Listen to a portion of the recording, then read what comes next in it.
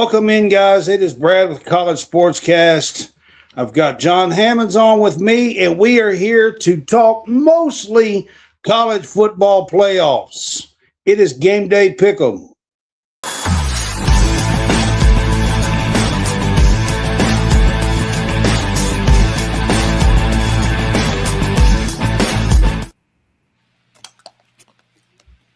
Welcome in, guys. It's Brad with College SportsCast. We are here to do a special edition of our Game Day Pick'ems. It is a Wednesday night, but tomorrow night is the first college football playoff semifinal.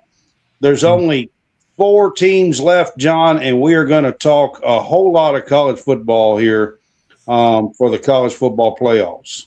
Yep, season's about over, Brad. It's been quick. It's getting to the nitty gritty. We got the portal happening as we speak. Craziness is all going that's on. Been absolute nutso. So we'll get to some of that too. If you are on Facebook with us, hit that subscribe, man. It's only 99 cents. We would appreciate it. It does help us to continue to make these for you, and it gives you your own subscribers page and a chat that we're in. And if you happen to be a Kentucky fan, you would know that we're not real happy right now. But also, that's in the chat, by the way. Also, it's only 99 cents a month, man. Just hit that subscribe. It's very cheap. I try to keep it that way and build it up from there. So, all right. Also, one other quick thing. At the top of the screen, I am going to put a QR code at the top of the screen.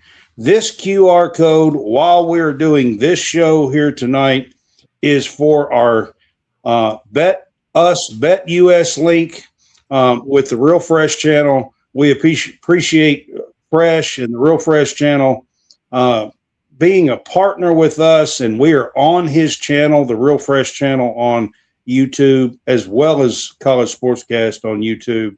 And you can use that link up there, that QR code up there, and you get 3 deposit matches of 125% for your betting.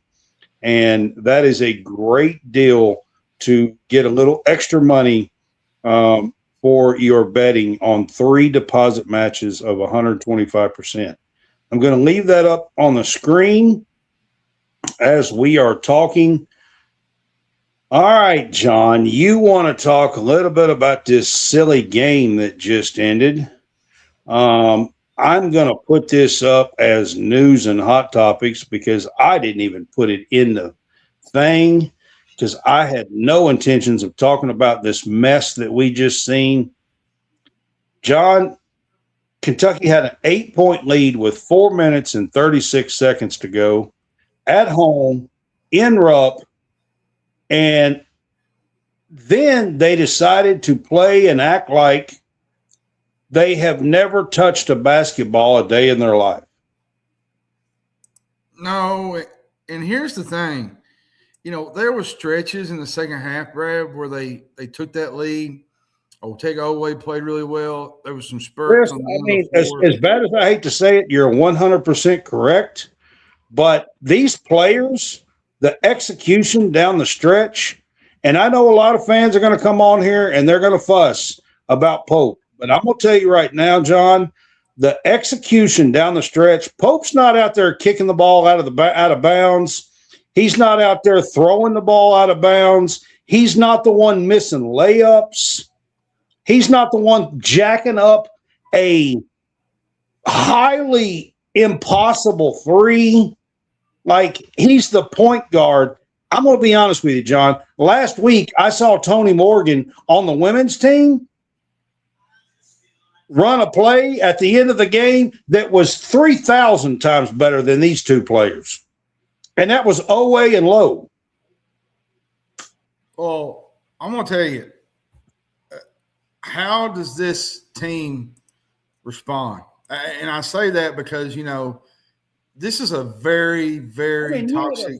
John, that they would respond tonight at home. This is a very toxic situation. if nothing else, they're going to have to protect their home court going forward. You got a Missouri team that, had some struggles in non-con. They got blew out by Illinois. They beat Florida. You had a chance tonight. You blew that. Now you got Mississippi State. They blew the North Carolina game at home, John. They had a lead, blew the North Carolina game at home as well. I mean, really, we're going to see how much attitude and fortitude this team has. And I'll say this, Brad. This game against Mississippi State is critical because in the next couple of weeks, you're going to Tennessee. And Tennessee's pretty good. I'm telling you guys, they were 6 of 13 on layups tonight, and 2 of those were dunks. So that means they were 4 of 11 on layups. The one thing they did find tonight, and Pope better institute this into the offense, is corner threes. They did hit and shoot corner. You better put all the other threes out and just try to plan and for corner threes, like and execute corner threes. Because I'm telling you right now, these players, John, I'm more pissed off at the players. Yeah. The ending of this was pathetic. Oh, it was absolutely bad. Pathetic. They had, what was it, 2 turnovers? They called a timeout. With 4 minutes and 36 seconds to go, we had an 8-point lead. If I'm not mistaken, we had 4 turnovers down the stretch. And then you had the timeout. And what in God's name was that last shot that we put up?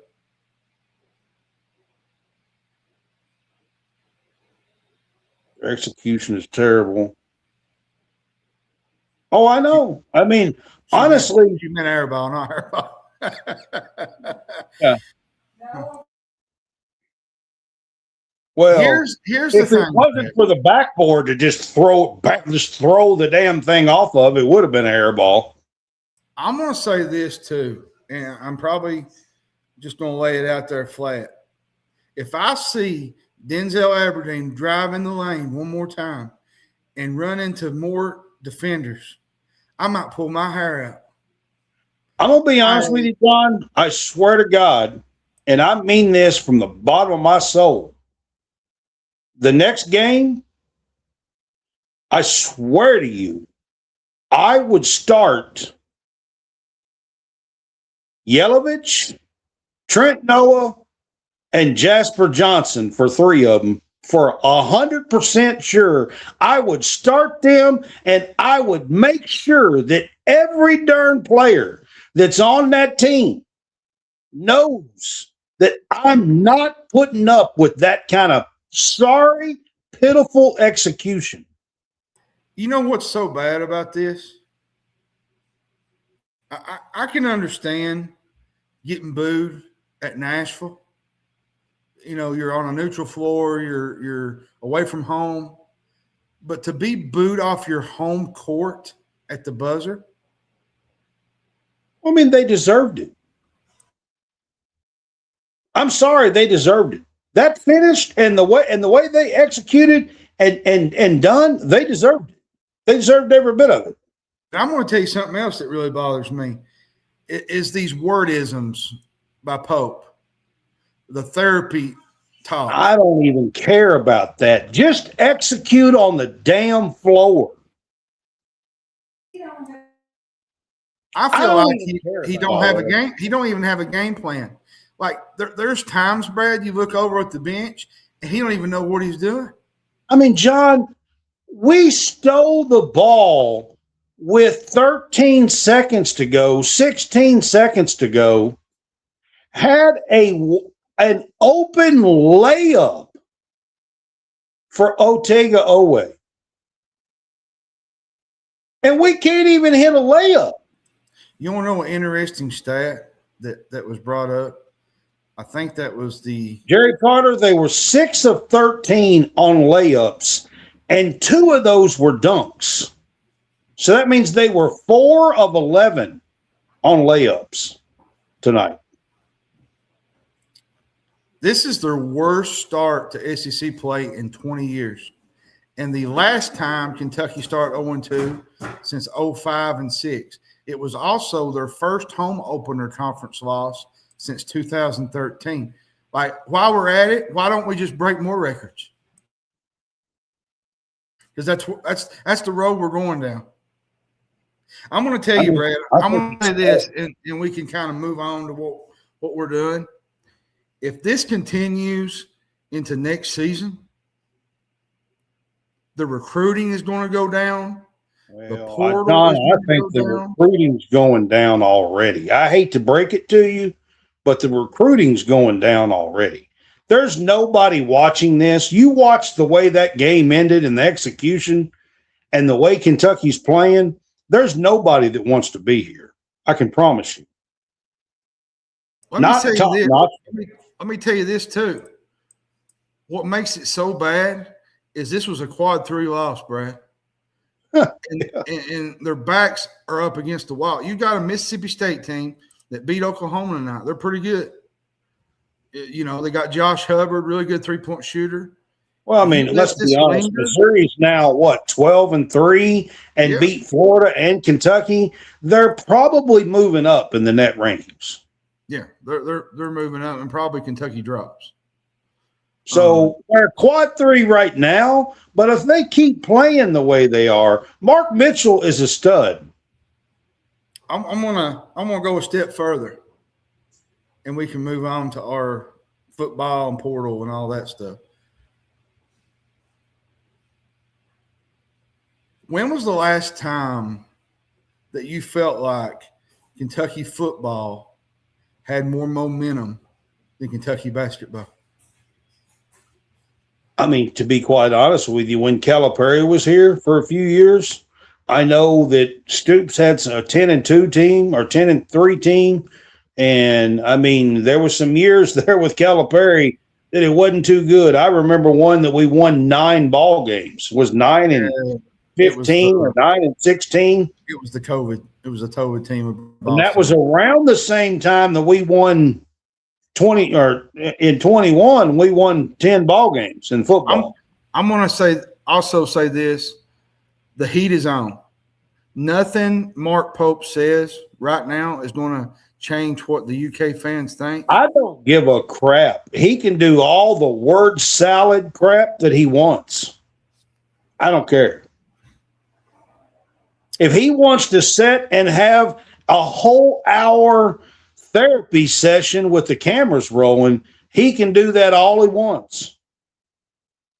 I'll be honest with you. I do not care. It's all about execution and getting these players to actually try to play ball. Like, did you not notice late in the game? I think it was on that last, it might have been the offensive rebound that Missouri got. Chandler and Malachi Marino got into it. Yeah, I mean, because it was over him not blocking out and getting that rebound on the free throw, on the missed free throw. 2. On top of everything else. Rebounds, Brad. 2. On top of everything else, we give up an offensive rebound on a missed free throw that could have won the game. I mean, there's just so much. These players just aren't playing ball. My question to you is, do they even practice? Well, Jalen Lowe's probably not practicing much. Well, no, probably not with his shoulder. And another thing, while we're on this topic, what are we doing with Jaden Quainance? I don't know. He wasn't even on the floor down the stretch. Top 10, top 5 draft pick, and you don't even know how to use him correctly? I don't know, John. I'm pretty sure. Go look at the stats. But I only remember him taking one shot the entire game. He might have had 1 or 2 attempts on putbacks. He might have been 0-2 or 0-3. If you want to watch college basketball, watch the girls. They're outdoing everybody right now. I mean, it's pretty hard for him to be in the game when he never gets the ball. You don't even throw it up to him one time. Well, and then there was a time where they got him the ball, and then he threw it out, and he was backing it in. He made a good play, got a foul shot. Then 5 minutes later, he jerks him right out of the game. Like, how's the kid supposed to have any experience and motivation when you're just jerking him out? These substitution patterns, they're just, a player does really good with Cam Williams. He jerks him out. I don't know, Brad. This is just a toxic mess, and it's going down a bad road, a really bad road. Well, I don't know what else to tell you, but we are going to move on. We're not going to sit here and rant and rave about Kentucky all night long. We got some honestly, I didn't plan on really talking about it. I usually like to just keep my mouth shut because I usually get mad and say things that I probably shouldn't say, to be honest with you. So I usually just stay off of everything. If you notice, I don't really post. I just stay off everything and mind my business, to be honest with you, most of the time. That's usually what I do. But Gary Carter brought up a good one. Is it 0 for 1, 18 minutes? Yeah, that's what I'm telling you. I'm not making that stat up. I mean, what are you doing for real? I don't know, guys. Maybe, just maybe, you got a top 10 talent. I don't know. Use him, maybe. I'm not sure. I mean, why don't you use him like you did Amari Williams last year? Something. I don't care what you do with him. Let him run the offense through the top of the key. This running around on offense. He did have what looked like maybe try a couple of tip-ins or a dunk putback or something. I thought maybe they might have give him a field goal attempt on that, but he had one field goal attempt that I remember. That's pitiful. That's pitiful. Let's move on. I kid you not. That's pitiful. It's just pitiful. It is. All right. We are going to move on to the college football playoffs, John. Tomorrow night is the first game, and I believe tomorrow night's is the Peach Bowl. Is that right? Tomorrow night is the Peach Bowl. We got Ole Miss versus Miami. Ole Miss is the 6th seed. Miami is the 10 seed in the playoffs, college football playoffs. And Miami's actually favored here by 3.5. Yeah, this is the Fiesta Bowl. It's going to be a game like no other. You got Fiesta? All right, I got them mixed up. This is the Fiesta. You got the Rebels. They're the 6th seed facing the 10 seed Hurricanes. Spot for a title game on the line. Both of these teams were out of the playoffs a year ago. They got in with some kind of, Miami more or less got in on some controversy with the whole Notre Dame thing. A lot of people thought that they didn't deserve to be in. They questioned. Actually, when you beat a team, I think you deserve it. So I actually think they got it right. I do too. Trinidad Chambliss playing absolutely great. 5 straight wins. They beat Mississippi State. Let's talk for just a minute about Ole Miss. I mean, this team has had to deal with probably more crap than any playoff team in the history of the college football playoffs. And they have still held this thing together, so much so that they are getting players back from the transfer portal. Okay. And we'll get to that a little bit later. But they have held this together for 2 playoff wins and are in the semifinals. minus Lane Kiffin, coaches, assistant coaches, players. I mean, all this stuff that's going on. Let's just give Ole Miss and these players, with their determination, a little bit of credit. Yeah, Pete Golding has done a wonderful job keeping this team together, keeping the players together. You know, they re-signed Kewan Lacey. They got some defensive guys back. They've went in the portal, and they've done some damage in the portal. They're still in on a bunch of guys. To see them react in the manner that they did with the whole Lane Kiffin thing shows a lot of character. I mean, I'll be honest with you, John. I was so afraid when Kiffin left and everything. I was so afraid that this Ole Miss team would fall apart. I thought for sure that when the playoffs started, that they were just going to – I thought for sure they were going to fall apart and just get toasted. Now, when the playoff bracket actually come out and I saw they were playing Tulane, I did think they were going to win the first game. But I'll be honest with you, they played a heck of a lot stronger against Georgia than I thought they would. I'm going to tell you something, Brad. If Ole Miss wins this national championship without Kiffin, it's going to be one heck of a story. And you talking about, Signetti said it'd make one heck of a movie. This Ole Miss team, if they win this thing, I mean, holy cow, this will be a movie one day. I swear it will. It will. It might be 20 years from now, but one day if they win this title, one day it's going to be, because they got a Division II quarterback. They've got coaches leaving. The head coach, just abandoning them. They've got assistant coaches leaving and abandoning them. They're running back coach, like all this. It's insane. They have six coaches. Was it Joe Judge that said that we're preparing like nobody's going to be there? That's what he said. Yeah, he said, we're prepared to go to battle even without coaches. And that says a lot about their character, Brad. And I'm going to tell you something. Trinidad Chambliss, what a story. Coming from Ferris State, Division II. Last week against Georgia, you couldn't ask for a better performance. I think he had 13 straight completions or something like that. Oh, he was pulling rabbits out of the hat, Brad. I mean, tight roping throws, incredible plays.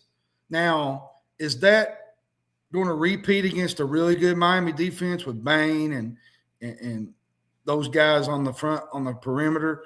Like the Miami defense, let's be honest, they're probably one of the better defenses. It is. And now, I mean, since we're brought it up here, I mean, let's talk a little bit about this Miami team. I mean, John, in the middle of the year, I don't remember but they lost 2 or straight or 2 out of 3. Well, they didn't really look all that good for a while. They wasn't really playing all that well for a while. And they're not like lighting up the scoreboard or nothing, but man, that defense is legit. Yeah, look at last year. You had Ohio State. What was it? They lost 2 games down the stretch, and they ended up winning the national championship. It's kind of in that same, ballpark. Listen, Miami's defensive line has probably been the best unit in all this whole playoff. They held A&M and Ohio State to 17 points.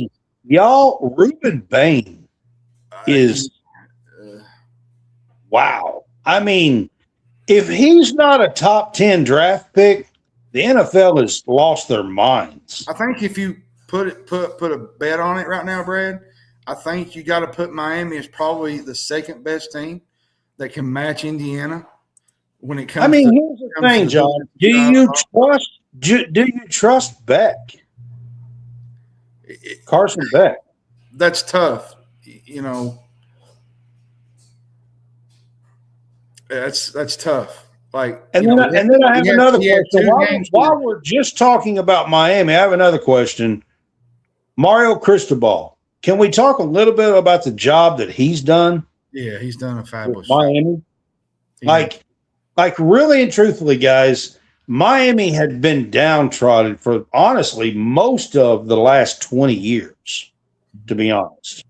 I will say that kind of this about Beck while we're on that is Ole Miss's defense is not great. I feel like they're the worst of the four when it comes probably to defense. are. And I think they are. And Beck is probably going to have some receivers get open. You know, Tony's really good. They got Mark Fletcher in the backfield. They're just so dynamic. They do have some pieces. They got talent all over the field. They do. And they're 3.5-point favorite here, John. So, okay, you got the matchup between Ole Miss's offense and Miami's defense. So let's talk about that matchup for just a few minutes. Ole Miss's offense versus that defense. It's going to be interesting. You know, can Chambliss? You've got Kejuan Lacey, and then you've got Trinidad playing the way he is with these wide receivers. How do you think this matchup is going to go? It can go one or two ways. Can Ole Miss's offensive line hold up to Bain and that defensive line? It's going to be tough. Like I said, you know, they held Ohio State and A&M to 17 total points. This is probably the best unit on the field tomorrow night. And they got so many weapons. You know, Keontae Scott in the back. He was a transfer from Auburn. You got Bain up front. You just got a whole group of guys that are just playing together as a team. Now, on the other side, you got Trinidad Chambliss, Kejuan Lacey. Ole Miss has got a pretty decent offensive line. It's going to be interesting how this game maneuvers. The wide receivers have been playing well, too. I mean, Ole Miss has. Well, and I think you'll find out probably in the first 15 minutes where this game is going to go. I mean, let me ask you this, because you said 17 points with Texas A&M and Ohio State. Does Ole Miss put up more than that by themselves on this Miami defense? I think if you got Trinidad Chambliss as the quarterback, anything is possible. That was they're going to need more than 17 points to probably win this game, don't you think? They're probably going to need 24 at least. All right, now let's talk. If they get that much, though, I think they beat Miami because. So let's talk a little bit about Miami's offense versus Ole Miss's defense. How do you see that playing out? I think they're going to lean on the run game, Brad. You know, Fletcher, they'll do some short passes with Tony. They'll take some plays down the field, but I don't think they're going to look for them. I think this game is going to be about controlling the clock on their side because they want to control this game. They want to keep them scoring. They want to keep try to let Beck, make mistakes. I think they're wanting to shorten this game a little bit. I think that's probably sounds right. I think they're going to want to keep that defense off the field and resting as much as they possibly can. So when they do come out, they can play shutdown defense. I think, too, on the other side, Ole Miss is going to try to up the tempo a little bit. They're going to try to wear that front four down. It's a good strategy. One of the top 10 teams on tempo in college football. Yeah. I think you're going to see them kind of move the ball a little bit. I think they're going to hit some plays. This Ole Miss offense is good. They can score. I think they're going to make some plays. Now, do they make enough to win the game? I have a question for you then. I asked you the question on Ole Miss. Can Miami's offense put up 20 or more points? I think they can. Ole Miss's defense is not great. They're really not. I think they're what was it, 154 yards they're giving up? I can't remember. There was a stat. Miami's defense is so fast and will give Ole Miss fits. Yeah, that's what we're talking about here. You know, this is a intriguing matchup, offense versus defense, really. I believe Ole Miss versus Miami's defense. I think that's going to be a key, but I believe John is right. Well, and I think, and too, Ole Miss. I'll say this about this. I think you're right, John. I think if Miami can keep the clock running on offense, I think that's going to be a key for this game. Yeah, it is. Like I said, I think they're going to lean on the run game. They're going to do, like, medium passes. But I think they're going to try to get deep with Tony a little bit to kind of, open up that game, the ground game a little bit. The thing about it is, though, Brad, I don't think they're going to try to let Beck do too much because honestly, he's probably going to end the night with around 20 passes, 21, 22 passes. He's prone to mistakes. In a game of this magnitude, you don't want to let that get out of hand. He's probably going to have somewhere between 18 and 22 passes. Yeah, most likely, yeah. I bet you that's where he winds up. The rest of it will be a bunch of run plays. If you go look at what they've done the last 2 weeks, that's pretty close to what they've done on offense. And I'm going to give my pick real quick. I'm going to take Ole Miss. I believe in this team. I believe in Trinidad Chambliss. I think they get it done, and I think they're playing for a national championship on the 19th. Gosh, John, everything in me says Miami's going to win this thing. I'm just going to be honest with you. I think that defense is absolute lights out. I agree with you. I just think and gets it done. I really feel like Miami is going to surprise a lot of people and get to the finals. I do. But there is something about this Ole Miss team.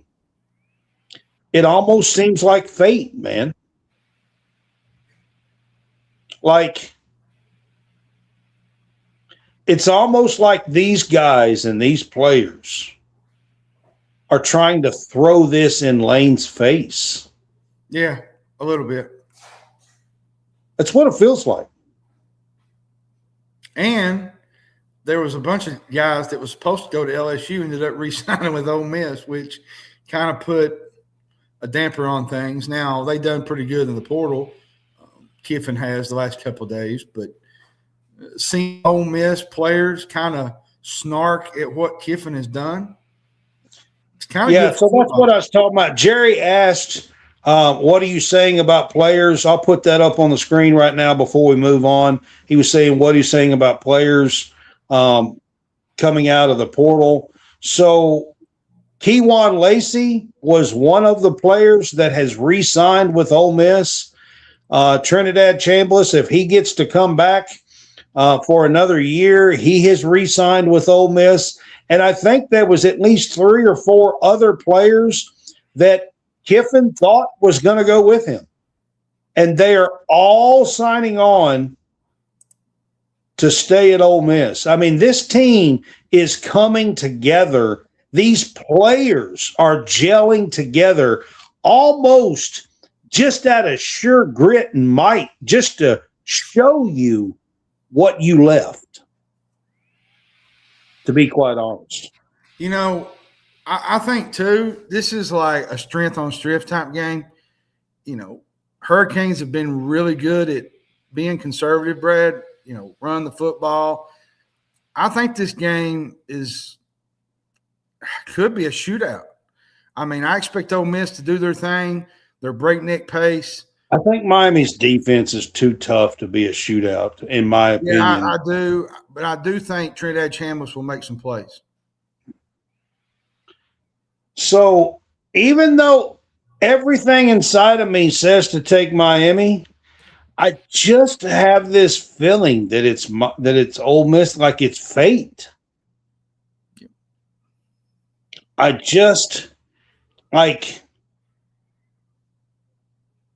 I tell you what I'm going to do is 3.5 points. I'm going to take Ole Miss in the 3.5 points. And if Miami wins by 2 or 3, I still win. Yeah. I think, because I really think Miami has the team to do this. I do as well. I just have this little feeling inside that says that determination, it's just fate. They're supposed to come together and show everybody what coming together despite all of this means. I just do. I have a feeling that that's what's happening. All right, John, we're going to move on to the Indiana, number one Indiana, I think is also a 3.5-point favorite over Oregon. And this one is the Peach Bowl. I got them mixed up a while ago. Yep. Number one Indiana is 14-0 now, I believe, if I'm not mistaken. Yep. Oregon's only loss this year was a 30-20 loss to Indiana in Eugene, where Oregon had a lead in the second half in this game. I'm going to tell you something, Brad. Kurt Cignetti, he's 2 wins away, Brad, from bringing a title back to Indiana just in his second year. Let's just realize what he's done. He's took guys from James Madison, a bunch of 3-star guys, a bunch of guys that they have zero. I saw it today, 24/7 Sports. They have 0 5-stars and only 7 4-stars on their entire roster. You gotta feel like, Brad, that they are probably the best team left.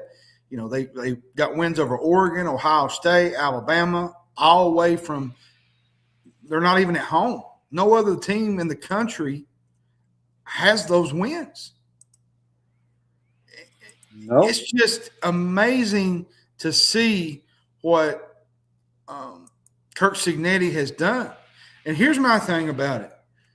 We look back at the Alabama dynasty with Nick Saban. He dominated at Alabama for what, 15 years? 17, I think, total. This feels like another Saban, like a hot in the bottle type thing. I mean, it does.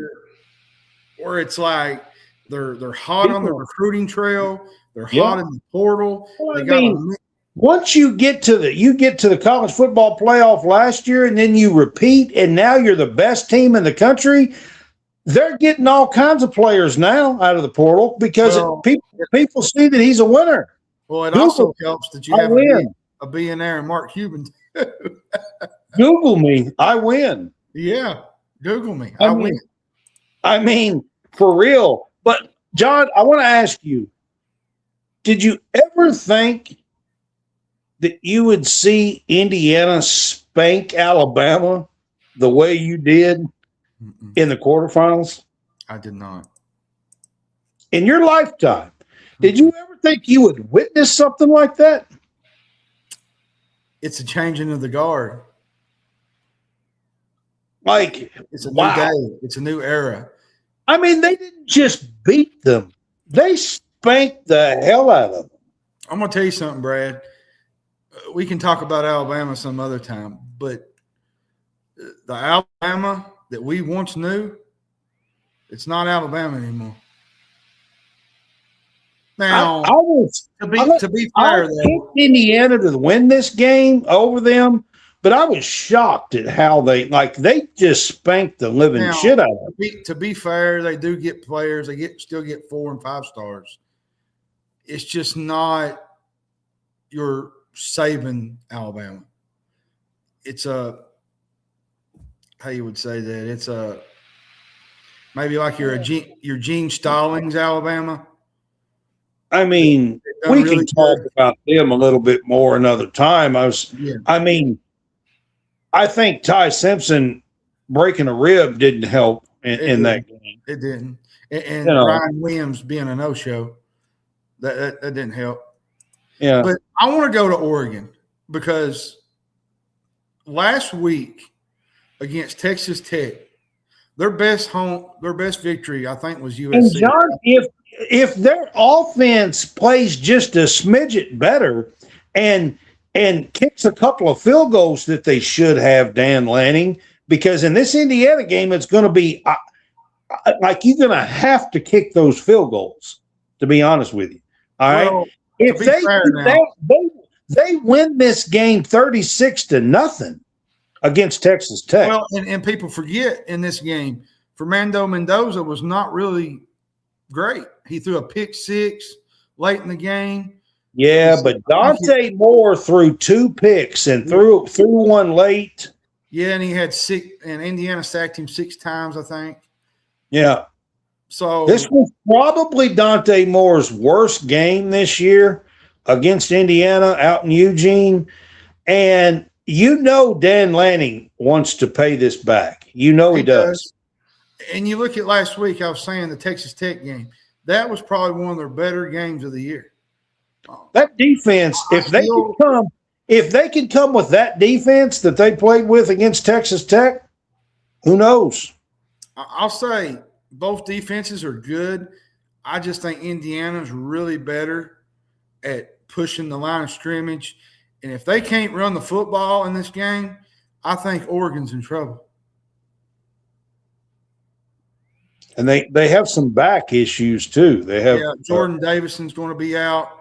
I think they're only down to 2. I think Noah Whittingham and De'Aaron Hill is there.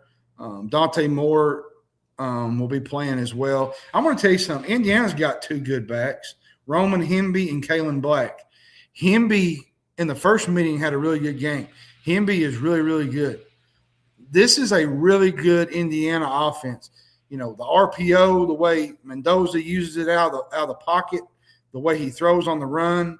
Look, both of these teams, John, have great defenses. I think Indiana is a smidget better, but both of these teams have great defenses. They do. My question to you, which offense is a little better? It's kind of tough, isn't it? A little bit. Like, I think these 2 teams are kind of evenly matched. I think Oregon not having having the running back issues, I think it's going to be tough, which makes this game really tough to pick. And by the way, Will Stein is back out in Eugene as the offensive coordinator, where he's been, and pulling portal people out for Kentucky all in 1 week, putting some staff pieces together. He has been pulling triple duty, to be quite honest with you. John, do you think Stein can pull some magic is what I want to know. Yeah, I think he can. A lot of Oregon fans are kind of questioning him right now, and I get it because he's focused on the game and he's focused on Kentucky. And they feel like, he's not focused in on calling the right plays. At least he's there. He's there. He's there. I mean, but here's my thing. I'm not nearly as confident, Brad, in this Oregon offense as I am their defense. Their defense is really, really good. Now, I like Dante Moore, but there's some things that Dante Moore needs to clean up before he goes to the pros. He gets pressured quite a bit. I think Indiana sacked him 6 times in the first game. Sometimes he makes, bad decisions. He had the Texas Tech interception. He makes bad decisions sometimes. But overall, from a potential standpoint, Dante Moore probably – let's be honest, Brad. He's probably one of the top 5 players in the NFL draft coming out of Oregon. If he decides to leave, he probably will be. With that said, boom, boom, boom, boom, I'm going to Indiana. I like Oregon. Will Stein is there. I've always told you Dan Lanning is one of my favorite coaches. He's one of the better coaches in the country. He recruits well. He develops. He's got a fun offense. His defenses are really good too. I even told you a while back that I thought he might be the next Kirby Smart. He knows how to get his team prepared to win. And I think he's going to get them prepared. And that's kind of so it's almost like Dan Lanning is the next Kirby Smart, and Cignetti is the next Saban. Yeah, it feels like there's just like a total changing of a guard. Doesn't that kind of feel like what this game is, that we're watching the next Saban and the next Kirby Smart? Yeah, it does in a way. And I just can't go without saying what Kirk Cignetti has done, how he's built Indiana. You know, the recruiting trail, Brad, they're on fire. The portal, they're on fire. I mean, heck, they got Mark Cuban sending donations to them, a billionaire, which big donations. He's from Indiana. So, I mean, he went to school. And what I'm saying, there's so much momentum with this group. Fernando Mendoza is really good. They got a good offense. Their defense is really good. I think they're number one in rate, pressure rate at the line of scrimmage. Yeah. They're really good, Brad. This is a really good Indiana team. They are, and I'm going to be honest with you, John. We live in a world, Brad. We live in a world, and I want everybody to hear this. We live in a world where your national champion might be the Indiana Hoosiers. This is true. This is very true. John, I'm going to be different, okay? And I'm doing this because I really feel like most everybody is going to pick Indiana in this game.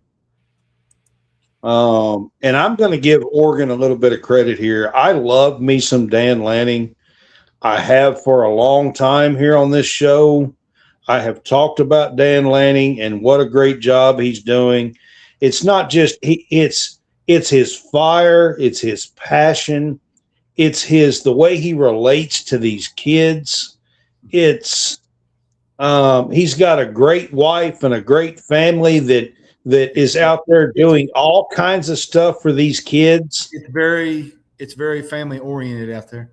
It's just he runs a class program. Now, so does Cignetti. Listen, Cignetti is just as dry and cutthroat. He does it different than Dan Lanning. Dan Lanning is emotional and fiery. And remember that pic that they showed him, Kirk Cignetti? Yeah. At the Rose Bowl. He knew that they was going to make a play. Oh, yeah. Yeah. I mean, but they do it different. But I really like Dan Lanning's personality. And here's what I think. I think he's going to be out for a revenge here in this game. I think, and I'll be honest with you, and I could be wrong here, but last week we saw them run a fake punt. Yep. And they completed it. So I would not be surprised here to see them go all out. So throw the kitchen sink at everything. Do what? Throw the kitchen sink at everything. I would not be surprised, man. Flea flickers, fake field goals, fake punts. Nothing is off the table. So for that reason, I'm going to take Oregon in the 3.5 points, just like I did with Ole Miss. And we'll see what happens. I do believe that most of the media and most of the analysts are going to take Indiana in this matchup. And I see why. Indiana is really, really good. And like John said, they are the most likely team to win the title right now. Tonight, while we're sitting here, they are the most likely team to win the title. I think I'm trying to pick an upset is what I'm trying to do. A complete upset. That's what I'm trying to do. All right. So with that said, that is going to wrap up our college football playoff talk for this week because there's only those 2 games to talk about. So, John, I have a question for you before we move on. Are we going to do a live like we did last year for the finals? Yeah, we can. The championship live? Yeah, we can. So right here on January the 19th, we are going to do a live college football championship streaming show right here on College Sportscast. We may even have a guest. I may see if I can get one other on with us and have a guest and have three of us on. We did last year with Will, so maybe we'll find somebody this time to be on with us and just have a little bit of fun and do a live. We can't show the game, but we can talk about it. We can talk about the plays and what's happening and everything else. That's what we did last year. It was really fun to do. So I just want to put that out there that we are planning to do a championship game live show. Michael Hunt says Oregon's teams historically has been known for their offense, but their defense put on a clinic against Tech. They did, absolutely. I agree with that. Agree with that 100%. They absolutely did. If their offense played just a little better, I believe they would have won 36-0 or more. Yeah. All right, John, let's do an update of the college football transfer portal. This can be overall. I want to throw out some teams. Texas Tech seems to be putting money out there for everybody. I mean, I think they're after everybody. They might have already signed 47 players. I'm not sure. Yeah. Seems like they have put money out for everybody. Are they not? Here's the thing, Brad. If you're going to do a deep dive into this portal, get ready, put your face paint on, and grab a helmet, and let's go. Let's go, because it's absolutely insanity. I mean, John, let's talk about some teams. I mean, honestly, Texas Tech seems to be throwing money all over the place. Indiana seems to be throwing money all over the place. 8 hours ago, there was 25% of all college football was in the portal. That's just Division I. That's just Division I. Yeah. Here's the thing, Brad. There's no guardrails with all this. At least, I don't know, the student athlete thing, I feel like it should exist in this sport. But it feels like that. Well, I'm going to be honest with you. When it comes down to it, and we can talk about this more another time, I was trying to just do an update on the portal. But I believe with this new revenue share that this needs to be, at the very least, this needs to be 2-year contracts. Yeah. And another thing that really needs to change is the calendar. Right when 100%. Right when you're playing in the middle of a semifinal game and you got players on campus and you're trying to prepare for a championship semifinal. You got the portal open, and one of them might leave Oregon to go to Indiana before you play, like they announced to leave Oregon to go to Indiana, and you're still playing a damn football game. Like, what? It's absolutely nuts. And while we're on the portal, I felt like Matt Campbell, he's building a really big class at Penn State. So that's something I want to talk about. I don't know if you could call it building a class or not. He's basically just ripping off Iowa State and taking all their players. Now, a few of them now went elsewhere. They had Come on now. This morning, he had taken 19 players from Iowa State to Penn State. That was this morning. I ain't looked in 12 hours. Yeah. I mean, he does have the #1 portal class, but congratulations, Matt Campbell. Way to go. Good job. I mean, honestly. I'm going to tell you who actually won this whole portal is Florida and John Summerall.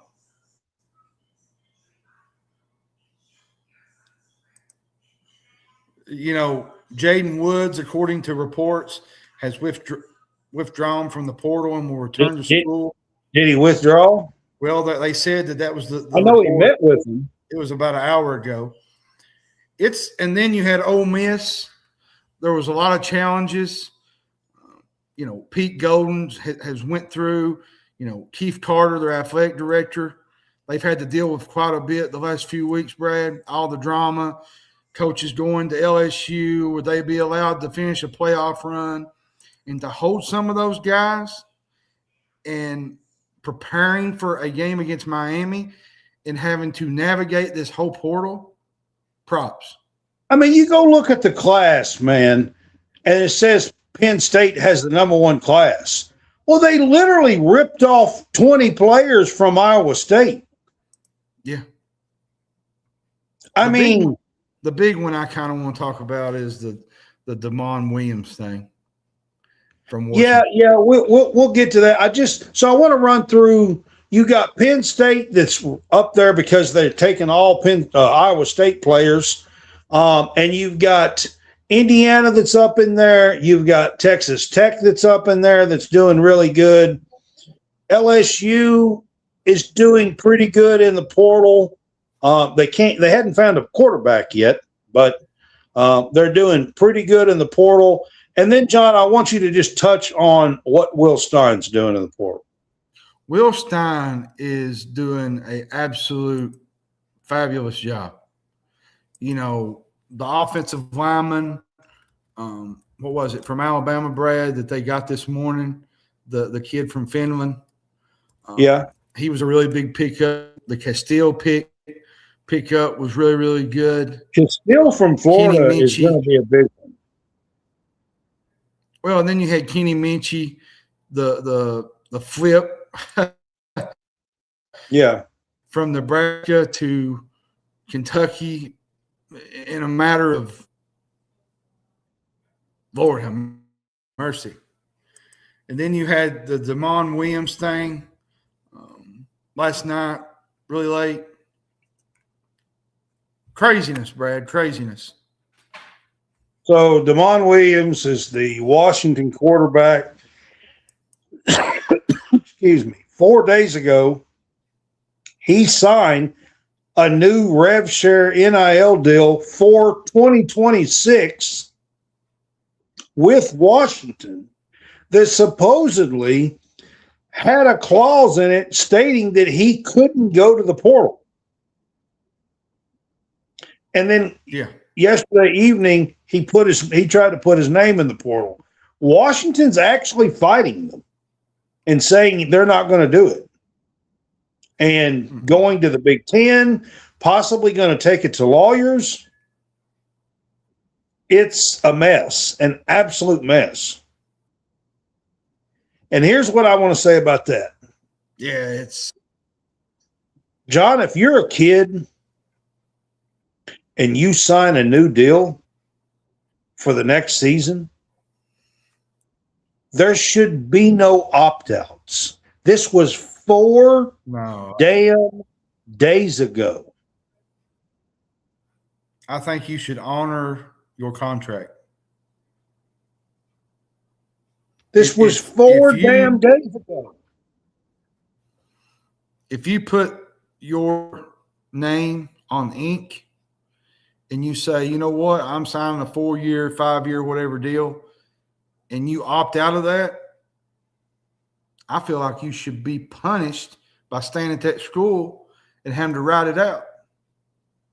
And maybe not even playing, because that's up to the coach's discretion after that. Well, and a lot of rumors last night was there was a soccer player at Washington that passed due to cancer, and that he made that announcement right in the middle of that when the players was at that celebration. And I don't know the whole ordeal about that, but a lot of Washington fans are upset over that because he done it at a bad time, like bad timing. 4 days after, 4 days, you sign the contract and then you do that right in the middle of a celebration of life. Like, the timing is just really, really bad. I agree, man. It was not good at all. All right. We are going to wrap the show up with 2 basketball games, and I'm doing some women's games because right now I'm a little pissed off at men's games, to be quite honest with you. And there is some really good There's some really good women's games on Sunday in the SEC, and these are going to matter in the SEC.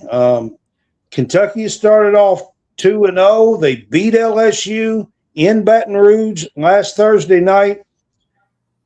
John, number 2 Texas is coming to Baton Rouge. And LSU is now 0-2. They were number 5. They're coming back home. How big of a win does LSU need here? I say that because there seems to be. And Texas is playing lights out. Now, LSU does have a game on Thursday night, which would be tomorrow night. Tomorrow night. Yeah, tomorrow night. They have a game tomorrow night against Georgia, which they might win. So they might actually be 1-2 before this game in the SEC. But they're 0-2 tonight. And they need a win, and they need a big win here, to be honest, at home.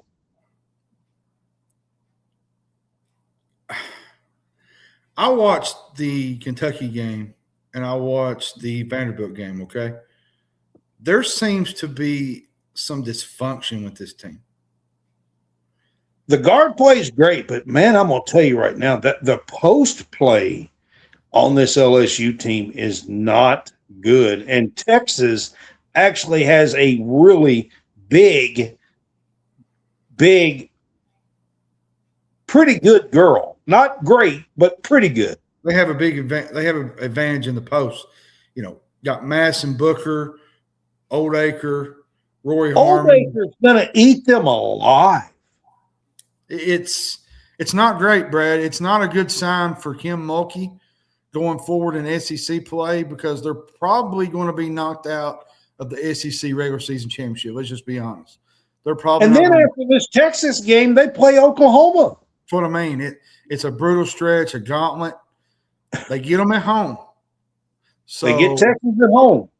Can you win the Georgia game? Can you win the LSU or the Texas game and kind of bounce back and get your little groove back? Because if you lose to LSU or Texas on Sunday, you're staring down a 1-3 start in SEC play. And then you go to Oklahoma. Might be 1-4. Or 2-3, because they'll probably most likely beat Georgia. Yeah. So I'm going to go Texas, Brad. Texas, to me, I feel like is the best team in the country, not named UConn.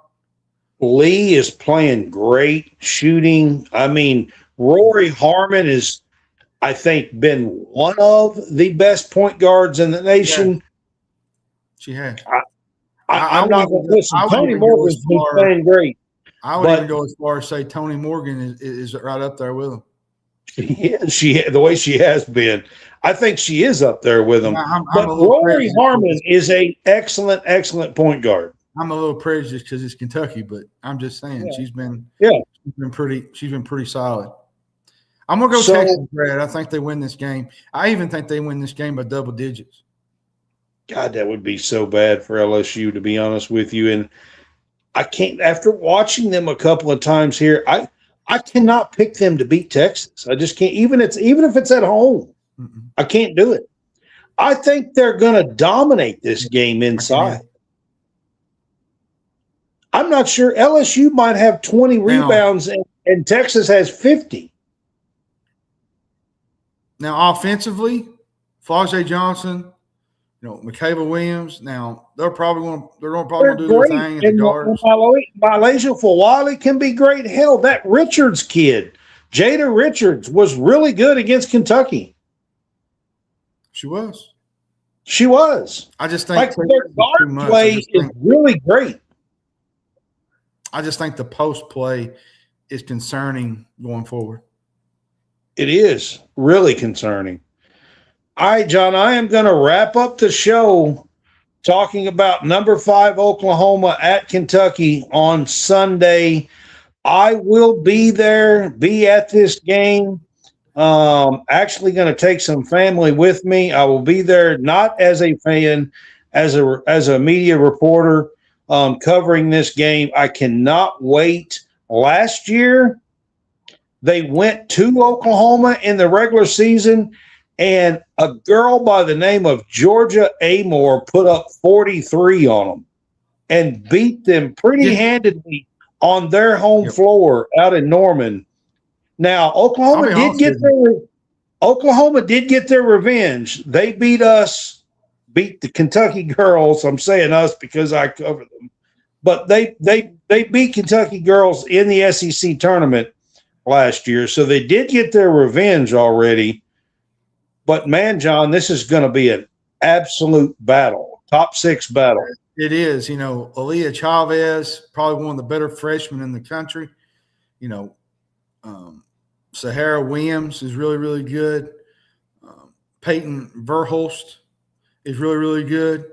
Who played at Louisville, by the way, if you remember that name. You got Reagan Beers, the Lofton girl. 6'4". Reagan Beers is 6'4". She's a big girl. She's a beast in the middle to handle. And then she gets the free throw line a lot. And then you go on the other side, you got Tony Morgan, Clara Strack. Now, let's be honest, Tiana Key's not playing. This is going to be a struggle without her. The next few weeks are going to be telling without Tiana Key. But she did get good news. So she will be back this season. So Kentucky fans, just hold on. She'll be back. And I think once she gets back and gets in tune with the game and starts playing again, I think she will most likely put this team back to where it was when before. It is unfortunate because that LSU game, she was absolutely vital. And she is going to miss at least 2 to 4 weeks here. It could be 5 or 6, but we're hoping for about 4, to be quite honest. I'm going as far as saying this, Brad, that this Oklahoma team might be better than they was last year. I mean, when you got Chavez and you got the Lee girl shooting like she is, they might be, John. Like, they really might be better. And they're coming into Memorial. They got a great coach. She is an excellent, excellent coach there and has put together one heck of a program. And with Kentucky being without Key, I'm a little concerned about this game, to be quite honest. It's going to be a battle. As much as I want to pick the Cats, I think this is where they drop one. I mean, they're still undefeated at home. They have not lost at home this year, so that gives them a little bit here. I do think they'll beat Alabama this week. Alabama, you know, they lost Barker. They'll play Alabama tomorrow night in Alabama. But I think they lost a lot of pieces. I think Kentucky will take care of business on the road. But I think even at home without Tiana Key, it's still going to be tough. Even on the road is going to be tough. But I think they can kind of get by with this Alabama team, which this Alabama team is probably pretty good. From the games that I've seen, they do. They have a great record there, but they really haven't played anybody. No, they haven't played any competition. So this will be their first step up. So, well, they did. They played South Carolina the other night and got beat like 27 points. Yeah, I mean, that's what I mean. They've not played. That's the only real competition team that they played. What I'm saying, they've not played SEC comp. It's been kind of the Alabama. But John, in this game, like I said, I am going to this game. I can't go against the Cats at home. Like Kenny's done such a great job. I got to think he's going to figure it out. Here's what I'm going to say: KK Carroll has got to step up in Tiana Key's absence. Yep. She's 6'3". She can rebound. She can block out. She can defend down low.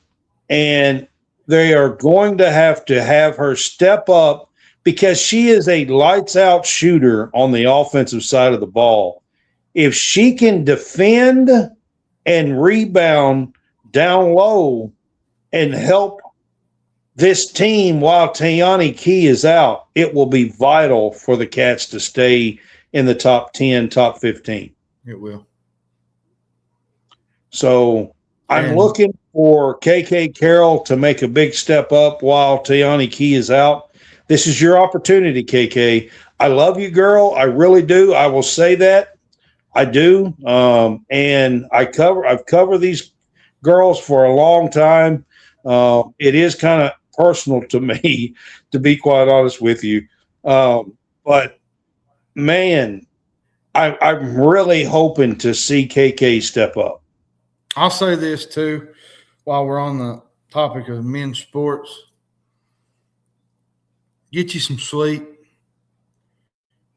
and focus on badminton, tennis, anything beyond Kentucky men's basketball right now, because this is telling you, everybody needs to be watching this game on Sunday. All these Cat fans, they need to fill this. They need to fill this stadium. It needs to be a sellout. There needs to be 6,500, 7,000 people there. It needs to be a sellout. Everybody needs to tune in, and watch this game. This is a top 6 matchup. It is going to be a hell of a show. I promise you that. I got one more question for you before we teams. get off here. You think they beat Mississippi State Saturday? John, it's hard for me to say. I mean, Hubbard will probably light us up. If we can't beat this team at home, I don't know, man. I'm going to say this real quick. Everybody's talking about, how bad we struggled at home tonight. Imagine what's going to happen when we play the Tennessees, the Arkansas. Yes, John Calipari's team. They got a better team this year. I will give him that. They got 2 good guards. Darius Acuff. They might whip us by 20 points. I mean, we still got to play Alabama at home. We got to play Florida twice. Ole Miss. Yeah, I mean, this was a winnable game because the SEC, I tell you, this is the first time Missouri has ever won in Rupp Arena. The SEC is really down. You got Auburn not playing great. They're same record as Kentucky. You got Florida in the same spot. Yeah, pretty much one game ahead. But the pretty much, this game was kind of a given game that you should have went in and won this game, and now you're staring down the barrel of an 0-3 start in SEC play. John, it's like this team, instead of finding ways to win, this team finds ways to lose. You said this about a month ago, and I'm going to bring it up, and I hope you don't get flack for this. But you said it feels like they're trying to sabotage. It feels like they're trying to find ways to lose. Look at the last 4.5 minutes of that game today. Come on. There's no way that these guys are that bad. I don't believe that for a second. It was 66-58 with what, 4 minutes to go? 4 minutes and 36 seconds to go. How do you let that lead slip? There's no way they're that bad. Kicking the ball out of bounds, can't catch it, throwing it out of bounds, missing layups. I mean, come on now. Can't get an offense, can't get a rebound on a free throw. I mean, throwing up a shot that's unbelievable at the buzzer. I mean, at the last play. We need some Benny Hill music. There's no way that they're that bad. I don't believe that for a second. Yep. I just don't. Bad. It's bad, Brad. It's bad. So. All right. I'm going to go Cats here in this game, just so we finish that up and I can get that off the screen. But that is going to be our show here tonight. We have put in a little Kentucky basketball. We have done our game day pick'ems for college football playoffs and a couple of women's basketball games. I will say this. I hope the Monday show does not end up like this one. Lord have mercy. I'm not sure. We might have to put the Wildcat Week of the men's basketball in the last 10 minutes. Yeah, Jerry, that was a bad one too. He said Oweh missed at the rim. Yeah. Like, I don't believe that they're that bad for a second. I don't. It's almost like they're trying to do that. Like, come on. They're not. Does anybody believe they're that bad? I don't believe it. Later, Jerry. You have a good night, brother. Hey, go Eagles. They play the 49ers this weekend. Oh, he's going to hate me on that one, but that's all right. Go Packers. Can you please put the Bears out? That would be awesome. You ain't done nothing the last 5 weeks. Yeah. All right, guys. We're going to wrap it up. We will see you guys on Monday night. We're going to take some time off here, enjoy the college football playoffs. I am looking forward to those games and a couple of women's games, to be honest with you, this week. So I'm not sure about the men's. I might like mow the yard or something on Saturday. It's wintertime, bro. That's what I meant. Oh, me. Oh, me. Oh, goodness gracious. All right, man. We're wrapping it up. We'll see you later. Catch us for Wildcat Weekly. This has been College SportsCast Game Day Pick'em, College Football Playoff Semifinal Edition. Have a good one, y'all.